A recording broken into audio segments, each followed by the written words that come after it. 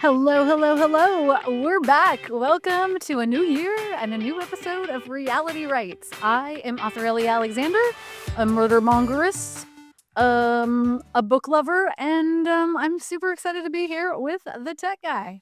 Hello. Season 3. Whoa. Is that right? Yeah, it's season 3. Okay. It's like, All right. it's crazy. I know we went dark a little bit toward the end of last year, but yeah, we're back. We're back, baby. Season 3. Let's go. Here we go. 2026 has started Yeah, as it ever, right? as ever. Yes, indeed. It's off to we're off to the races already. Yeah. I can't believe it's already mid-January. That is nuts.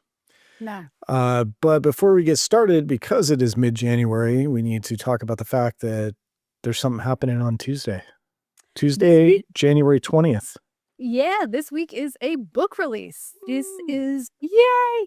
This is the first book in the novel Detectives, a very novel murder. It's out Tuesday. Probably will already be out by the time this podcast airs. Yeah. Oh yeah, yeah. But for the darlings out there that may not know, this is not. It's a new series, but not new characters necessarily. Exactly. This is a spinoff of My Secret Bookcase Mysteries. So technically, this is the launch of a new series, but it's the entire cast crew. We're back in Redwood Grove. We're at the Secret Bookcase, this just posh, lovely, cozy, wonderful Agatha Christie inspired bookstore. And Annie Murray and Fletcher Hughes, who have been long running characters in the first 6 books in the Secret Bookcase Mysteries, are back, and they are officially opening the novel Detectives detective agency, that's a mouthful, inside of the Secret Bookcase, like you do. Basically, I'm living my own like bookish Veronica Mars dream. They're still gonna be running the bookstore.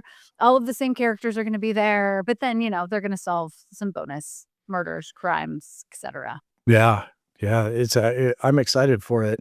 Veronica Mars. Oh yeah. Maybe if Kristen Bell's listening, love to have you on the show to talk about all things. Right? I mean, that was such a great show. That was such a great show. Such a great show. Yeah, that was amazing. But yeah, it is 2026. You have a book coming out on Tuesday, and that is just the beginning of what is lining up to be quite the year of writing for Ellie Alexander. Actually, it's already been going. I mean, it started right at the beginning of the year, and we had a nice little trip down to LA for New Year's. That was fun. That was great. It was super great. If no one's been to what? Super wet? Super wet. It was wet. If you don't, typically don't think of LA and rain, but it does rain in LA. And when it rains, it rains. It rains. Yeah, if no one's been to the Cosm or Cosm, Yeah. whoa, man, is that the place to go to watch a sporting event or movie? For those that don't know, it's similar to, I would say, like the Sphere in Vegas, even though I've never actually been inside the Sphere. I've seen videos of what it looks like inside. It's like that, except for sporting events. Cosm goes out and they put cameras in the stadiums and the arenas for the sporting events that they're at. And so you get this domed experience where it's just like you've got the whole backdrop is like a fisheye view of the stadium and all the fans and the action and everything. And then they, on the domed screen, they project actual screens of the broadcast of the game itself from different angles and stuff. It's amazing. It is like being there because everything is larger, literally larger than life.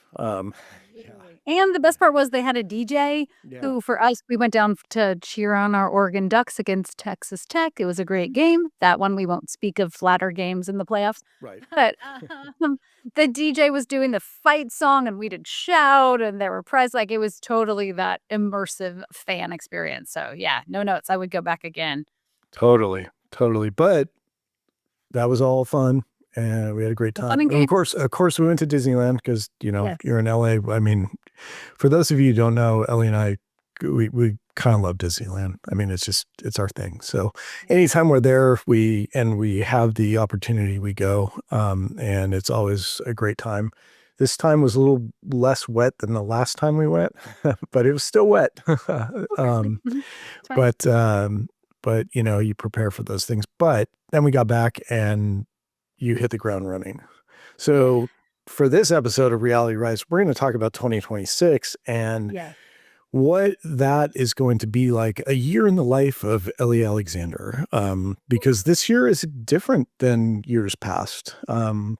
You've had a few busy years over the course of your writing career so far, but I think this is gearing up to be the heaviest, the busiest. Yeah, the busiest. I Yeah. think the heaviest lifting as far as my writing schedule, although I was reflecting back at the beginning of the year because so the first mystery that I wrote, it took me 3 years because I was learning my way through. I was taking all the classes, the workshops, going through a mentorship program, reading all the books on how to write a mystery. And then once my agent sold that series, the Meg Reed series, he quickly sold the Bake Shop series like 2 months later. So since I started writing professionally, series writing, there has not been a year that I've written less than 5 books. I think, I just trained myself early on, and so I have had a very regimented routine, which is a lot of fun and has so much creativity built into it, but it is a very structured process. This year, yeah, 5 is gonna seem like child play, please. Yeah. Yeah. So, quick aside, I got to say, love your earrings. Somebody Oh, cool thank must have you. got those for you. My Yeah. grandma gave Yeah. them to me. Yeah, totally. For those who don't know, this is a long running joke between us. Ellie has this necklace that was given to her by someone very close to her. And she got a compliment on it on a live one time, a live stream we were doing. And she said, "Oh, it's so great. My grandma gave this to me." And I was like, No. WTF? I gave that to you. Like it was, and I think it was an anniversary gift. I think it So was an anniversary present. yeah. In fairness, the necklace that my grandmother gave me does look very similar to that one. Oh, so That's you're saying I just copied your grandma? no. Oh boy, this episode is already off the rails. I have to apologize to the darlings out there. It's usually much more professional than this, but No, never. okay. So to set things up, I'm going to do a speed run Okay, of the schedule, okay. the notes that I have of your schedule. Now, for the darlings out there, this is going to be quick. I'm going to go through it as fast as I can. Probably going to mess some things up. What I'm about to read does not include all of the like page proofs, copy Copies, edits, line edits, marketing development meetings credits. with the various publishers, everything. So there's a lot more that goes into this, but here is a month by month breakdown of the big key points. So Okay, and I gotta interject here, okay. darlings, that you might want to listen really closely because you're gonna learn about Oh. some new books that Oh, no way, um, really? yeah, yeah. Oh, Think wait, so. then do you want to read it? I get it. No, Like, no, I I'd didn't want love to. for you to read it. No, Okay. go I for don't it. want to say. Yeah, Okay. because I want to hear it back to myself to be like, "Am I really doing this? Okay. Sure." Okay. And for those of you watching this episode, you can just watch Ellie's face as I read through this and see if we start out with the smiley, happy, sunshiny look or if we end with that we're starting with. But Yeah. okay, here we go. So 2026 writing schedule, starting with January. Deliver new manuscript of book 4 in the novel detective series. The first book in the novel detectives releases on January 20th, which is Tuesday. We just talked about that. Deliver a rewrite for Murder Moves In, which is a new book / new series. Deliver Spy edit. thriller. Yeah, spy. Well, it's not really spy, but it's good. It's yes, spy thriller. Eh, Deliver edit of the Pumpkin Vice Cafe. Deliver outline of a book of cozy crime puzzles. Start the first draft of A Fall to Remember, which is a new fall rom-com. Whew. February, complete the draft of A Fall to Remember. Complete half the manuscript and turn in half the manuscript of the Cozy Crime Puzzles book. The Whisking Hour, book 22 in the Bake Shop Mystery Series, releases on February 24th. You're going to start the first draft of the 24th book in the Bake Shop Mystery Series, and you'll be attending Left Coast Crime, where you'll be speaking on a panel. Um, correct. whew. Easy. March, A Fall to Remember manuscript is due. You need to finish the Bake Shop 24 draft, start the draft of the 5th book in the novel detective series. April, the 5th book in the novel detective series is due. The Cozy Crime Puzzles full manuscript is due. The 24th Bake Shop Mystery manuscript is due. So you start the first draft of the second fall rom-com. The second book in the novel detectives, A Death in the Dark, releases April 21st. And you'll be the keynote speaker at the Northwest Library Association's conference in Portland, Oregon. Yeah. Okay. Great. Moving on to May. I don't know. The first draft of the second fall rom-com is due. And you need to start the first draft of Bake Shop Mystery Series number 25. Yes. Moving on to June. Continue work on that Bake Shop Mystery Series number 25. And then the 5th book in the Color and Solve series that you're doing, that you're partnering with, that the manuscript for that is due. In July, you'll start working on the sequel to Murder Moves In, the book that we talked about earlier. And the novel detectives number 3, A Murder at the Mansion, releases on July 21st. August, you're going to continue working on the sequel to Murder Moves In, and Ashland Mystery Festival planning kicks into overdrive. Plus, A Fall to Remember, the first rom-com, releases at the end of August. Yes. September, The Pumpkin Vice Cafe, the 23rd book in the Bake Shop Mystery Series, releases on September 29th.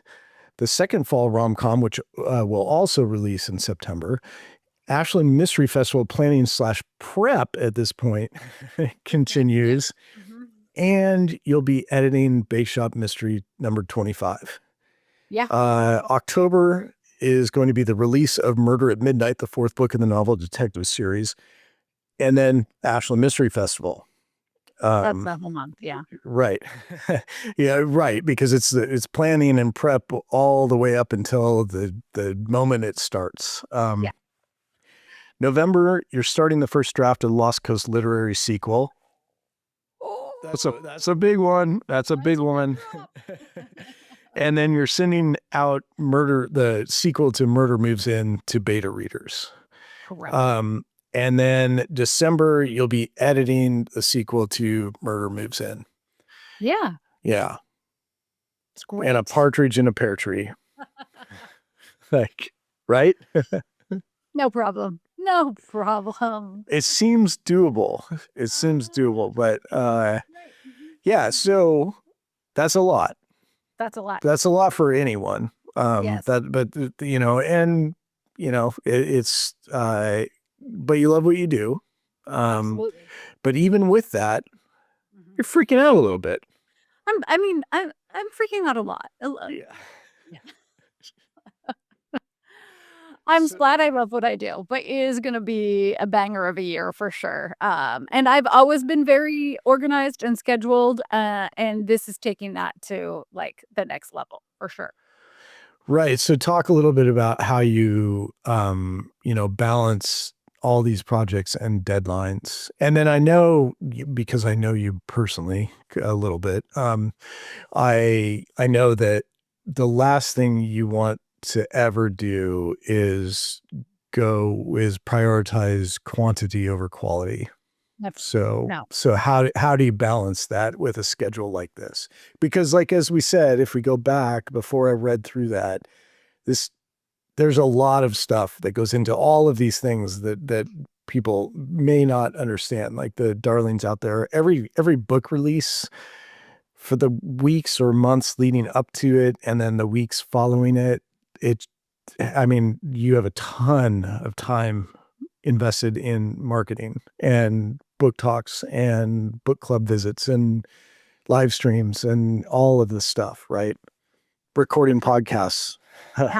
Yeah. Okay, well, so I've been trying to think about this for a while. Like, what's the comparison? Like, what's the analogy in like, some other medium for series writing, which is what I do and which is what I said, like I have trained. I have serious muscle memory at this point in time because I've already written close to 50 books and I've been doing this for almost 2 decades now. I started my first mystery like 17 years ago. So there is that. I don't think I could be as early on in my career and accomplish what I'm going to try to take on this year. So there is that as a baseline. But what I keep coming back to is Broadway. Broadway performers, right? Because it's such a creative, it's such a fun, it's a vibrant energy, but they are regimented. They're showing up every single day, sometimes twice for a matinee, Yeah. then an evening performance. They're doing the same performance. They are, like exhausting themselves every night, bringing all that energy to the stage, and they're doing it again and again and again. So, yes, it's very creative, but it's so structured and organized. And I think that's really what series writing has turned into for me. It's that same sort of thing. Like when I am writing, I am definitely in my super happy place. All of the other things like can get stressful, but the actual act of working on a book still to this day is just like, and I want to pour all of that energy onto the page, just like a Broadway dancer is going to show up and give you their best performance every night. So there's that piece. With that, the reason you know that calendar is because I have a desk calendar where things are highlighted. I have my online calendar. Like I am so organized and I backtrack for every deadline.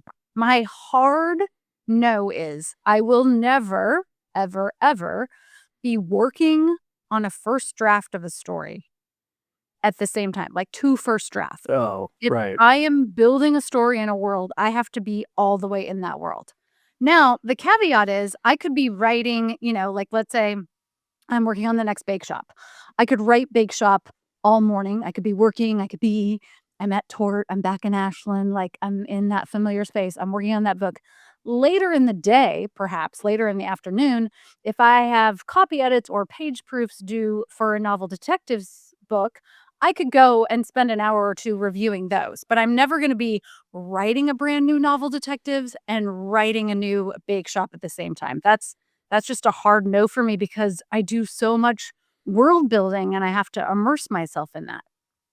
The only problem is I have this all mapped out. I'm already thinking ahead to 2027 in terms of delivery deadlines, but then something will happen like a book will come back and it will need a full rewrite and that's not built into this schedule. So and that just happened. That just happened, So yeah. it Yeah. literally just happened. So I had to sort of like take my calendar, have a moment of panic, and then figure out like, okay, how am I going to piece this together? Where am I going to move things around? So there has to be some flexibility, I feel like, built into it.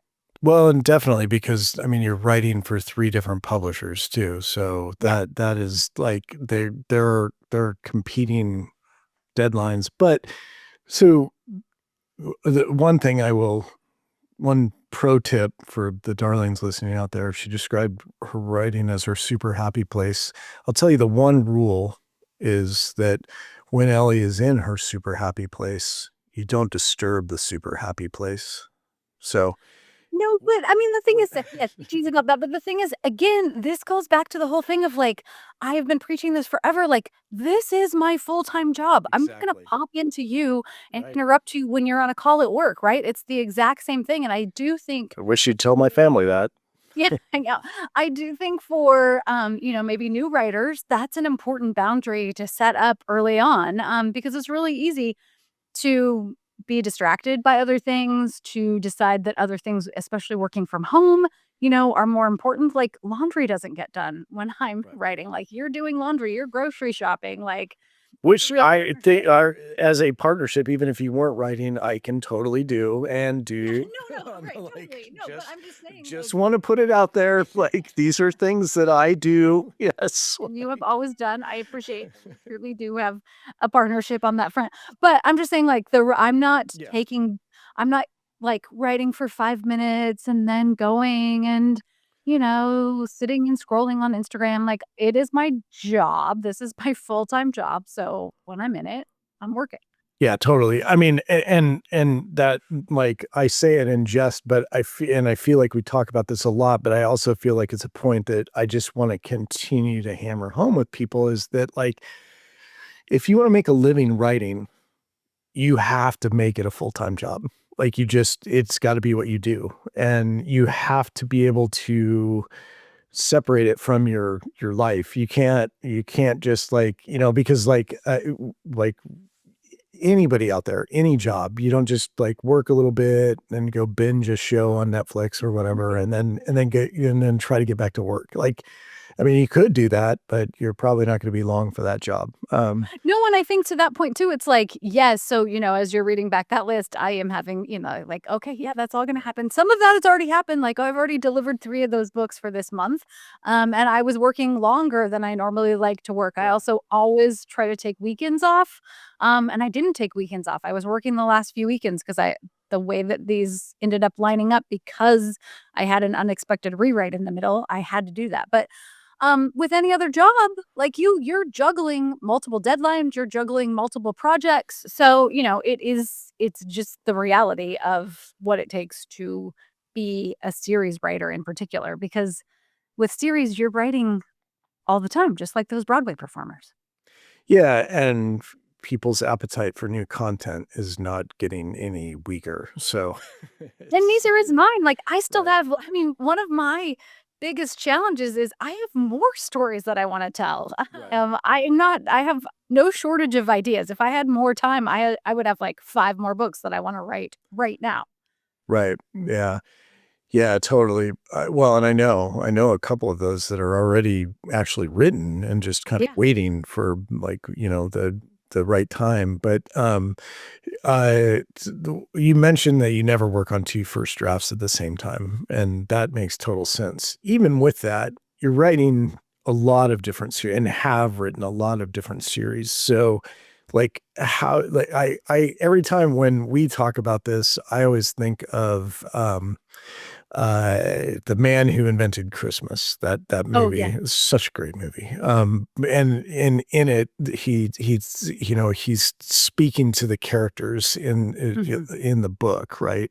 Charles Mm. Dickens, and like, does that ever happen to you? And if so, like, are you when you're working on novel detectives number 4, is, like, Annie talking to Jules on accident, and then you're like, "Oh, no," like, worlds are colliding, and, like, does that ever happen?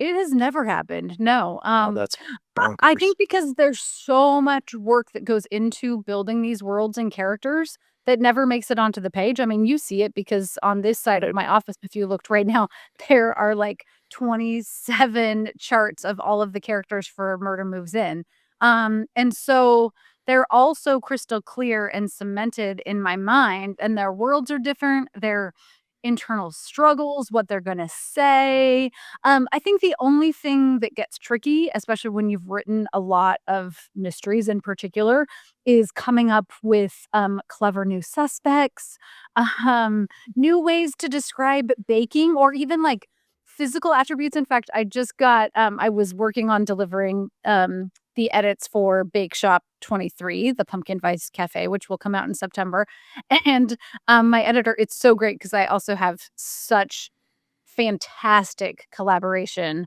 with each of my editors too, so I get so much back from that, and we can talk more about that in a second, but, she was like, "Some of, like, what you're doing with physical m movements is, like, what's happening here?" And I think it's like, "Oh my gosh, I've written 23 of these bake shop mysteries, like, should she whisk some other way? Should she hold?" And then my editor's like, "No, it's fine. Like, she could just whisk like it does." Like, okay, but, like, that'll get in my head a little bit more, I think, than anything else of, like, Right. "Ooh, how many new ways do I describe what a delicious cinnamon latte smells like?" Or, "Does that suspect seem exactly like the suspect that I wrote 2 books ago?" But Right, the main character, no. right, or, like, 25 books in, like, how many times have people been poisoned? How many Yeah. times have they been shot? How many times, like, so yeah, that I can see where that would get to be a challenge, but that's amazing that they don't cross over. Because I have a hard time, and I'm I'm not in the writing aspect of it. I'm just in the reading and marketing aspect of it. Yeah, but I do feel like and especially for any newer writers out there, this would be, like, something to really latch onto when you're starting your career is trying to carve out that space where it's like, "Okay, when I am writing a first draft of a book, I am fully immersed in that world." I have bake shop playlists, we've talked about this before, like, Yeah. I've maybe bake shop candles and bookish candles now, and, so, like, I'm just so in that world that there's not even a thought of crossing over short of, this year, there will be. a character crossover coming, but I'm not gonna say anything more about that. But that was intentional. That wasn't like, Right. "Oh, I got confused." No. I forgot about that. We had Yeah. talked about that. So, yeah. Mhm. So like for the writers out there, then what you've got this like we ripped through your schedule, and this is hard dates for everyone not watching. Well, even if those are watching, you can't see them. You have calendars, and you've got this like it is laid out. There are deadlines, due dates, everything. What happens when something comes in and blows it all up? And I'm not talking about like you talked a little bit about a rewrite, but let's say you get sick. Let's Yeah. say, because I think it w this is going back to the whole, like, well, what do other people with full-time jobs do when this stuff happens? But I still think that people have a hard time associating writing with, as being a full-time job and don't understand that a lot of the solutions are very similar. Yeah, exactly. No, same thing. I mean, I had to have minor surgery last fall, and so, like, I just wrote I mean, I took some time to heal, but, like, instead of being here in my office, I wrote a first draft for a few weeks with my leg propped up in our bedroom. So, like, you kind of have to pivot and figure it out because I've committed. I want to write these stories. And again, I do think to circle back to like publishing, having partnerships really helps because the next phases after I deliver that first draft, which is really like a second draft by the time I send it usually to my editor, is that I'm getting all kinds of feedback. I'm getting notes in the manuscript and suggestions and ways to strengthen it. And I've also had a brain break from that book because usually I'm not getting a book back for months after I deliver it. And I've gone on and written one or two other projects in the interim there, a first draft of something. And so then I come back to that story with fresh eyes myself. And then all of this really helpful feedback from a professional editor who's able to say, like, oh gosh, like, I think there needs to be more tension here. How do we put Jules in danger? That kind of thing. So Yeah. I'm not doing it alone. Right. No, it takes a village. It Um, takes a village. A murderous a village. murderous for well, it's like murders usually happen in the village. So, um, is there anything that hasn't worked? Because you've talked a lot about like what you do that does work and everything, but are there any tips you'd give people to? And the caveat here being like, I know you preach this like all the time, which is this is what works for you. Like you're happy to Absolutely. provide help, but Yeah. everybody's got to find their what works for them, right? Yeah. But that being said, are there things that you've tried that just haven't worked that you would recommend people stay away from in terms of keeping this stuff organized? Yeah, I mean, I don't think well, there are 2 things. One, e especially the tech guy, we had this conversation a couple weeks ago, and I still haven't had a chance to do it, but, like, you don't actually wanna see my files. They're all over the place. It'll be like, "Draft Oh, you're 1, talking draft on your 2." computer? Yeah. Yeah, No, you it's a don't. nightmare. I've seen it, I mean, people. I It know. is not It's pretty. organized. Yeah, I know exactly where to find that draft, but Oh there my will be, gosh. like, 12 versions of a book, like, that kinda thing. So I would say, having some kind of organization system for that as your series grows would be helpful. Uh, Yeah. yeah. Yeah. Yeah. The other oh, go ahead. Oh, I was just gonna say, like, when it comes to the files, like, for the love of all things published and writing, Yes, never name something name of book final, I know, name of right? book final 1, name of book Final one. final 2, Nope, name of book final one. final, like, Yep. which one is the final? Which is the Final, last final, one? final, obviously. Yeah. Duh. Oh, yeah. That is not unique to you. I will just say that. That's been an agency problem forever in my world too, and it drives me nuts. Yeah. So, yeah. Yeah, you would just have a coronary looking at my file system. So there's that. I do think there's truth to that, but I'm, like, too far in now that I'm like, "That's gonna take a lot of time to fix," so I'm just gonna keep going with my But terrible system. another quick aside on that, that is something that, like, that's self-induced stress. So if you set Sure. that up, if you've got that framework and you know, I'm going to file this here, I'm going to file that there, and you're done with it, then when you need to go back, you're like, yes, I know that that file is right here, and this is the exact one that I need. It's going to save you time and it's going to save you stress. So I agree. I'm saying I agree. Will I do it myself? no, you Maybe. won't. I mean, but we'll fix that this year, sometime. Maybe in like what was like, looked like November might have a few days that we could pencil in. The other thing is prioritizing, like, what really does matter, because there's so many other things that I always wanna do, and there is just a not enough time.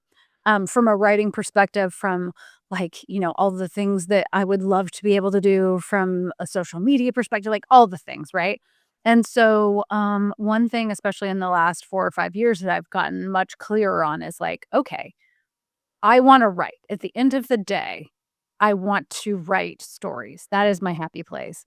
All the other things are things that I love that's attached to that. But, like, for example, I'm not taking any new coaching clients this year.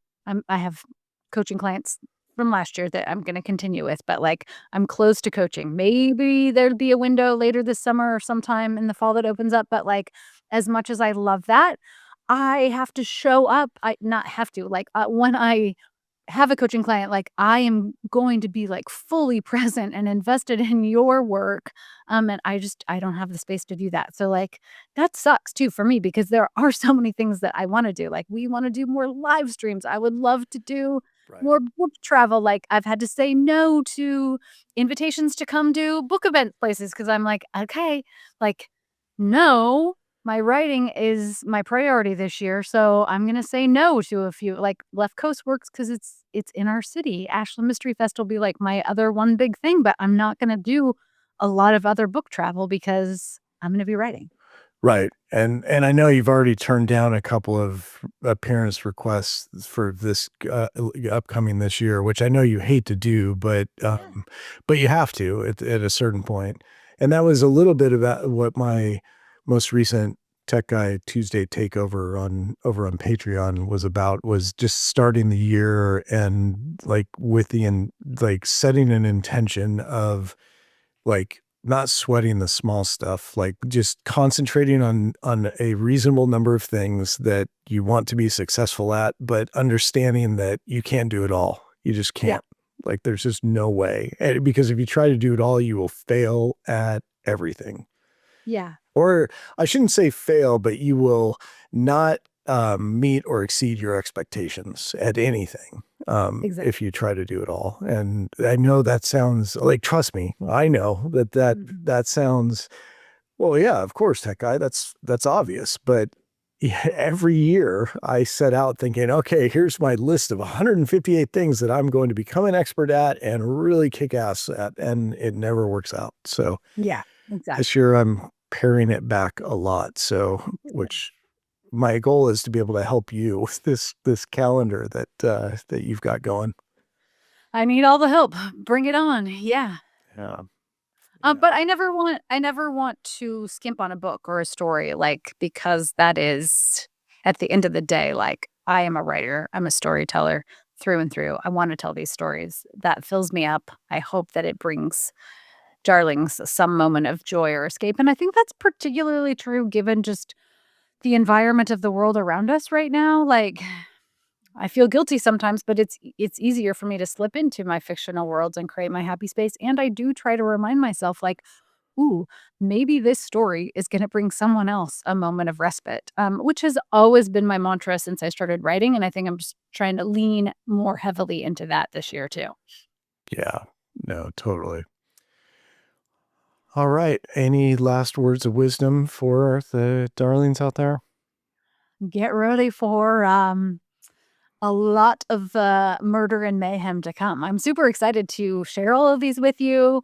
I'm excited for some new projects that, the tech guy might have teased that are coming later in the year. Yeah, I'm just excited, to get into it. Awesome. Okay, well, I will go ahead and I'll drop all the release dates in the show notes Ooh. for the schedule that we put together. And let us know in the comments, like, what does your year look like? What giant things are you trying to tackle? We'd love to hear from the listeners, the darlings out there, and understand, like, how are you choosing to rush into 2026 and achieve what you're looking to achieve. So, Love it. yeah. All right. Well, with that, I'm going to say until next time. Until next time.